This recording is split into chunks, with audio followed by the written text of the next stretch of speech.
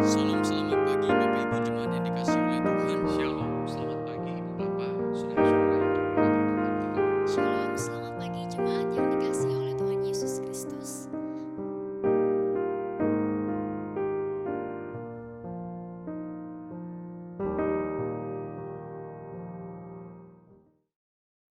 Shalom, selamat pagi Ibu Bapak, saudari-saudara yang diberkati Tuhan.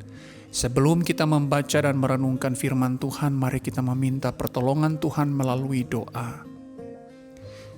Bapa, kami bersyukur untuk kebaikan-Mu, anugerah-Mu, kasih-Mu bagi kami.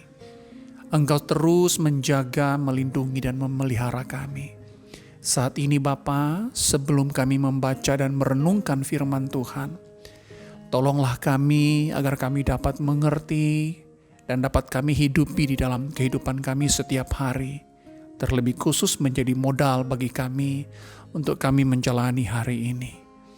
Terima kasih ya Tuhan, di dalam nama Tuhan Yesus kami berdoa. Amin. Saudara, tema kita pada pagi hari ini berjudul Menyebut Nama, Mengenang Kisah. Firman Tuhan diambil dari Amsal pasal 22 ayat 1 yang berbunyi demikian. Nama baik lebih berharga daripada kekayaan besar, dikasihi orang lebih baik daripada perak dan emas. Saudara, harimau mati meninggalkan belang, gajah mati meninggalkan gading, manusia mati meninggalkan nama. Demikian bunyi peribahasa kuno yang sering kita dengar dan mungkin ucapkan. Maknanya jelas.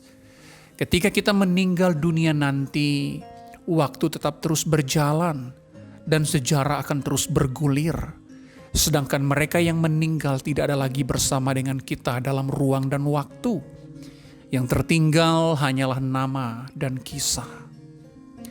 Sehingga meskipun orang yang telah meninggal telah tiada, tetapi ketika kita menyebut namanya, kita sedang mengenang kisah tentangnya, kisah apapun itu.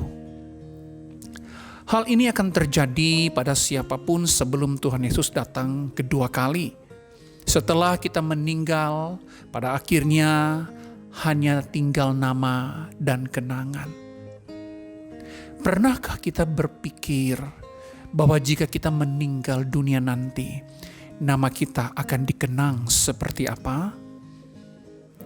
Banyak orang yang tidak peduli akan hal ini dan menjalani hidup sesuai naluri mereka. Tetapi bagi kekristenan, kisah hidup bukan hanya sebuah cerita yang tidak berarti. Kisah hidup menggambarkan kehidupan iman dan kepribadian seseorang. Dalam Kisah Para Rasul pasal yang ke-9 dikisahkan bahwa ada seorang yang bernama Dorcas meninggal dunia. Ketika ia meninggal, banyak sekali orang datang melayat. Mereka sedih dan begitu kehilangan sebab semasa hidupnya Dorcas adalah seorang anak Tuhan yang suka memberi. Ia sering membagi pakaian kepada orang, khususnya para janda-janda yang membutuhkan bantuan. Sehingga ketika Dorcas meninggal, mereka mengenang kepribadiannya. Dorcas adalah anak Tuhan yang murah hati dan suka memberikan bantuan. Namun ada satu kisah di dalam tradisi Kristen yang sangat bertentangan dengan kisah Dorcas, yakni Pontius Pilatus. Nama Pilatus adalah nama yang paling sering kita dengar dan kita ucapkan. Setiap kali kita mendeklarasikan pengakuan iman rasuli, kita menyebut nama Pilatus. Tetapi setiap kali kita menyebut nama itu, setiap kali itu juga ada kisah yang dibawanya. Kisah apakah itu? Kisah penyaliban dan kematian Tuhan Yesus. Pontius Pilatus mengingatkan kita kepada seorang pemimpin yang di bawah pemerintahannya lah Sang Mesias dihukum dan dibunuh.